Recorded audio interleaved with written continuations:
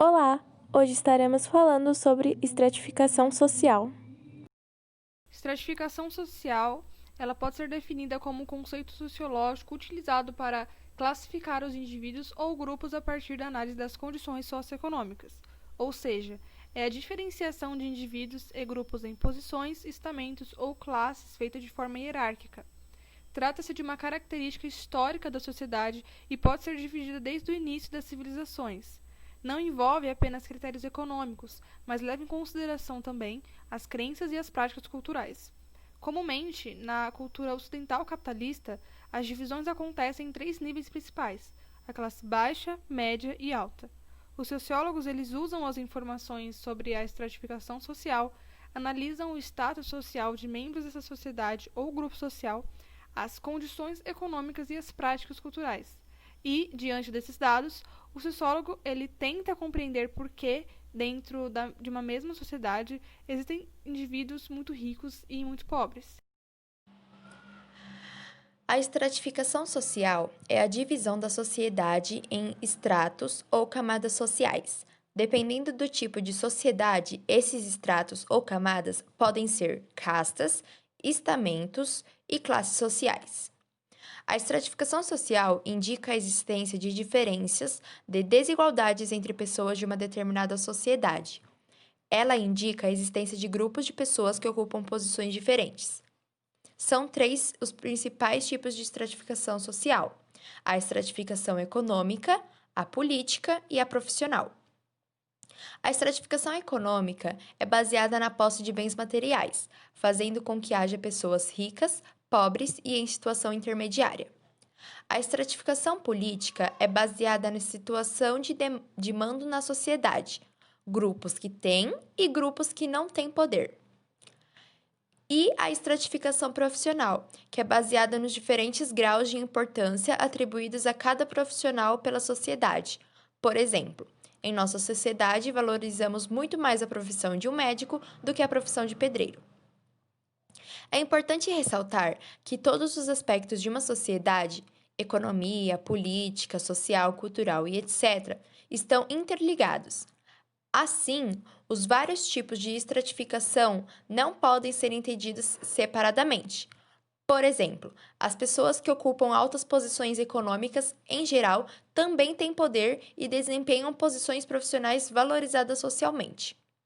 Também é importante lembrar que a constituição de sociedades estratificadas socialmente é um fenômeno histórico, ou seja, as diferenciações sociais e a formação de suas características ocorrem em função de processos históricos explicáveis dentro de suas próprias lógicas.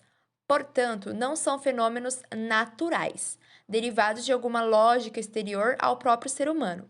São processos construídos por agentes humanos que se opõem, sob a forma de grupos, no campo do conflito. Bom, agora eu vou falar um pouco sobre as castas.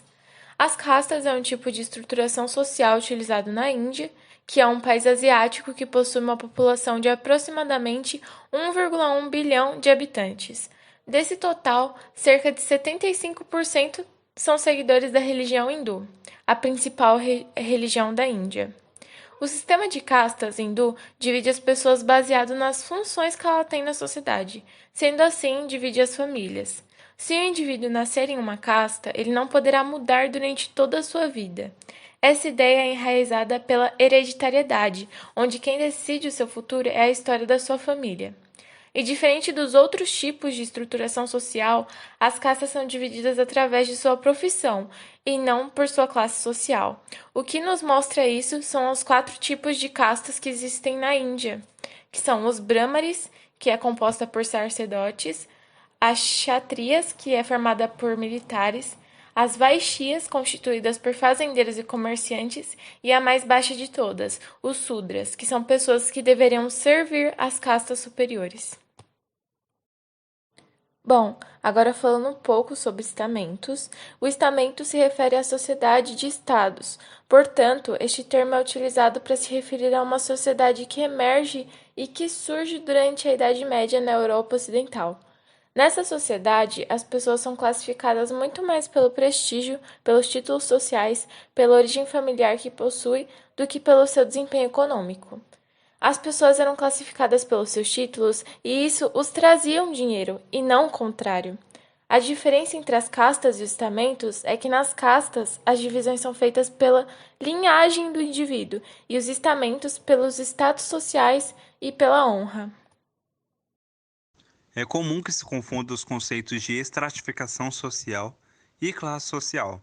A estratificação social, como já vimos, não se limita apenas a conceitos e critérios econômicos, mas abrange também as crenças e as práticas culturais. Por isso, a classe social é diferente. Ela foi sugerida por Karl Marx e Friedrich Engels.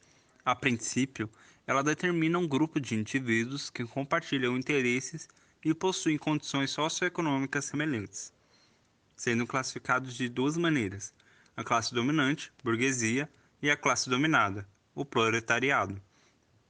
A estratificação social é o fenômeno que permite essa divisão. Segundo o marxismo, a teoria de classes determina as classes sociais por meio do modo de produção capitalista, ou seja, entre os detentores de bens e capital e os trabalhadores que fornecem sua força de trabalho. Atualmente, existem muitas formas e critérios de classificação de classes sociais. Assim, alguns estudos categorizam pessoas entre classes A, B, C, D ou E, por exemplo. Contudo, é útil a gente pensar na divisão entre classe alta, média e baixa. Resumindo, a classe social seria as classificações socioeconômicas dos indivíduos. É um conceito um pouco mais limitado. Já a estratificação social seria a análise e a interpretação dessas classificações. Prosseguindo, nós estaremos abordando agora o tema da desigualdade social. E a desigualdade social ela pode ser definida como um processo que ocorre em todas as relações sociais de todos os seres humanos. Ao contrário do que muitos pensam, a desigualdade social não necessariamente será encontrada somente nos países empobrecidos. Na verdade, ela é encontrada em todas as nações, porém em níveis diferentes. Nesse sentido, nós separamos aqui 3 pensadores que compartilham diferentes teorias referentes a essa temática. O primeiro, Jean-Jacques Rousseau, diz que a origem da desigualdade social está diretamente relacionada com a origem da propriedade privada. Ele acredita que ele afirma que existe naturalmente uma desigualdade social entre os homens. Porém, em determinados ambientes, essa desigualdade, que até então era física, pode se tornar uma desigualdade econômica, quando um primeiro homem cercara um ambiente físico, gerando então uma propriedade privada. Ou seja, essa propriedade privada passa a privar ou retirar do outro o direito do uso de alguma coisa. Já o segundo pensador, o Karl Marx, ele afirma que a desigualdade social é a criação e o fundamento da sociedade de classes, onde há uma questão econômica entre os burgueses, que são os donos de meios de produção, e os proletários, que são aqueles que vendem a sua força de trabalho. Os burgueses, segundo o Karl Marx, estão sempre explorando a força de trabalho do proletário e pagando muito mal por isso. Portanto, seria impossível crescer socialmente, não tendo então uma possibilidade de mobilidade social. Já o Max Weber, que traz inclusive o conceito da estratificação social, ele acredita que para analisar a desigualdade social, não se deve considerar somente a questão econômica, deve-se considerar também a política, a economia, a posição social e a cultura. Ele diz que ainda que uma pessoa não tenha tanto dinheiro, não tenha dinheiro suficiente, ela pode ter prestígio de alguma forma, como por exemplo o status em um grupo social. Diante dessas teorias, nós apresentamos aqui 5 principais fatores que contribuem para a desigualdade social. O primeiro é a má distribuição de renda e a concentração de poder. Uma pesquisa realizada pelo Banco Mundial em 2018 trouxe alguns dados referentes a essa questão da distribuição de renda.